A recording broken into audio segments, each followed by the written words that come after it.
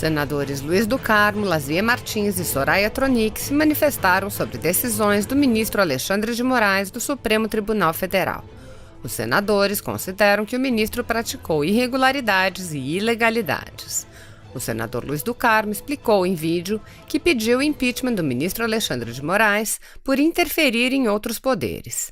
Segundo o senador, Moraes cometeu crime de responsabilidade ao proibir a nomeação de Alexandre Ramagem à direção da Polícia Federal. O senador Lazier Martins, por sua vez, apontou irregularidades nas decisões do ministro Alexandre de Moraes em relação à quebra de sigilo de parlamentares, violando a Constituição Federal, que determina que parlamentares são invioláveis civil e penalmente por suas opiniões, palavras e votos. Já a senadora Soraya Tronic afirmou que o inquérito 4781, conduzido por Alexandre de Moraes, é uma aberração jurídica. A senadora afirmou: é inconcebível a instauração por quem vai julgar e executar.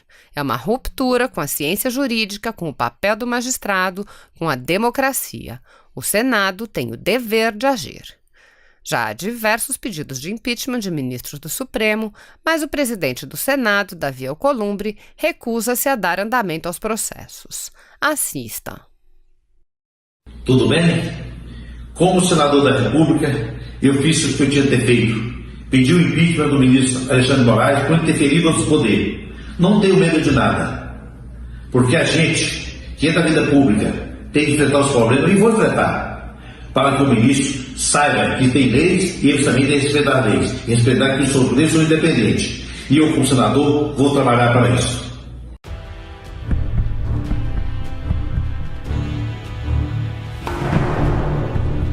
Alô, amigos. Convenhamos, como justificar alguns desses últimos atos de ministros do Supremo Tribunal Federal de investigar parlamentares federais?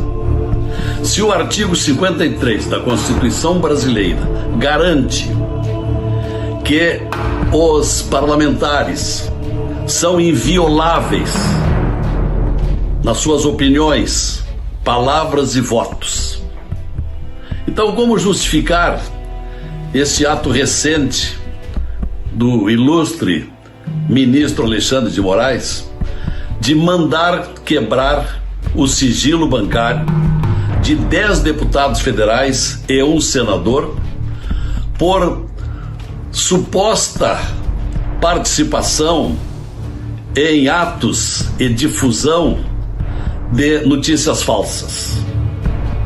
E depois, no prosseguimento de um requerimento irregular, acrescentar que a apuração deveria ir adiante para investigar eventuais financiamentos destes atos agressivos ao Supremo Tribunal Federal.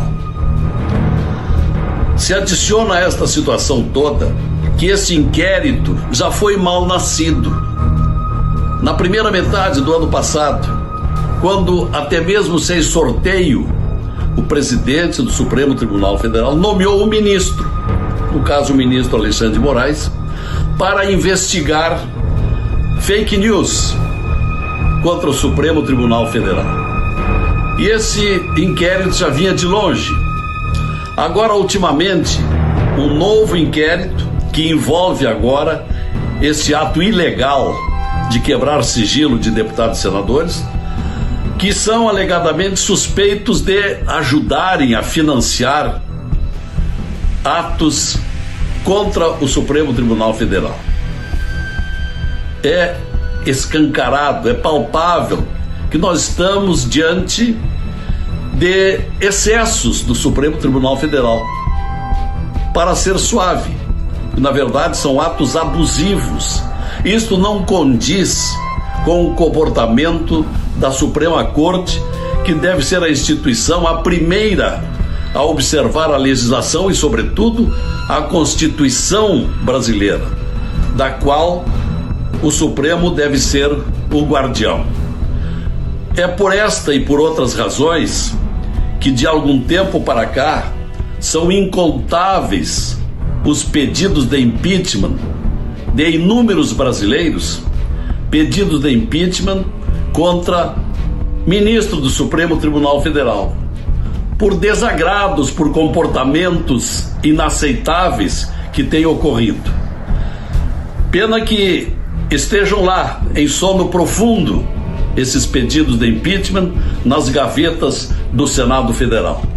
Bem como não teve prosperidade aquela tentativa da CPI da toga.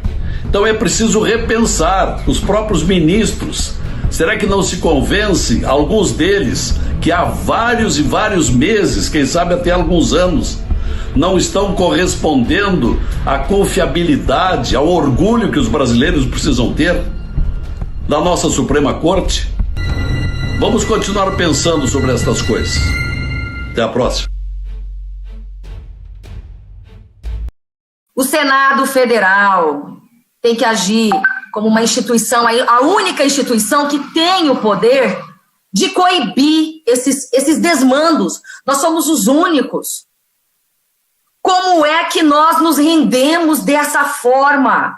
Por ameaças, eu sei. Ameaça de andamento de processo, ameaça de ser condenado injustamente. Somos ameaçados, quem deve e quem não deve. Desculpa, é a verdade? Sabe, eu não aguento mais. Gente, não dá. É a verdade. Por quê? Porque parlamentares, os senadores, têm processos, devendo ou não. E eu defendo cada um. Até o trânsito em julgado, todos são inocentes. Eu sou instituição, eu sou Senado Federal.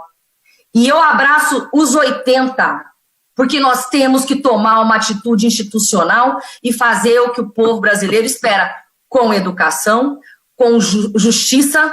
Nós temos o poder de julgar. Se o STF tem o poder de instaurar um inquérito, investigar e julgar, condenar, nós temos o poder de julgar, nós somos juízes nesse quesito.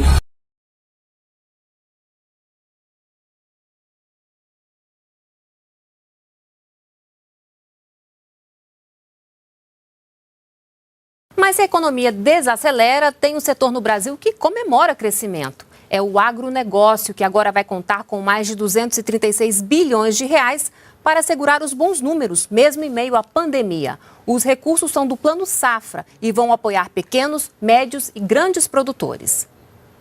Em São João da Aliança, Goiás, este agricultor cultiva soja, milho, trigo e arroz, entre outros produtos. Em momento de pandemia e crise mundial, ele destaca a importância do Plano Safra. Ele é extremamente estratégico, né, para esse setor que passa, em alguns momentos, por diversas dificuldades de intempéries ou diversas dificuldades de mercado, e nós precisamos justamente disso daí, de um recurso que venha dar liquidez a esse setor tão pujante. O valor destinado ao Plano Safra 2020-2021 é o maior da história, 236 bilhões e 300 milhões de reais, 13 bilhões e meio a mais que em 2019. Dinheiro que vai garantir a continuidade da produção no campo.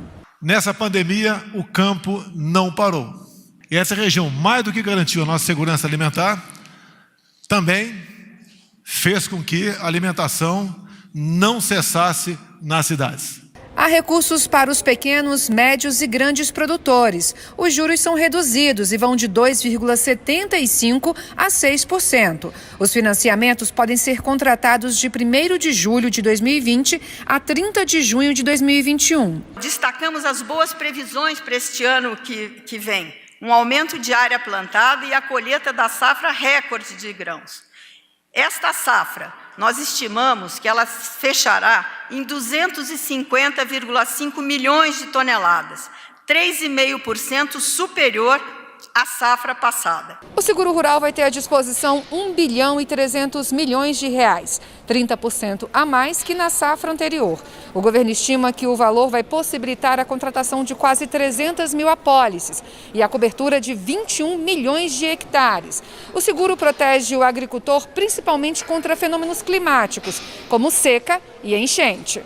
Há 4 anos, Paulo usou recursos do Plano Safra para comprar este trator. Com o equipamento, sua produção aumentou. Agora, o produtor de Rio Preto da Eva, município a 80 quilômetros de Manaus, pensa em ampliar o maquinário. Há 4 anos atrás, nós compramos um trator, um jirico, para mecanizar a terra. E com isso nós conseguimos aumentar a nossa produtividade por hectare, porque nós aproveitamos melhor a nossa área. E o negócio foi tão bom que agora, depois de 4 anos, já estamos pensando em trocar de equipamento, comprar um trator maior ainda para trabalhar mais, para fazer mais.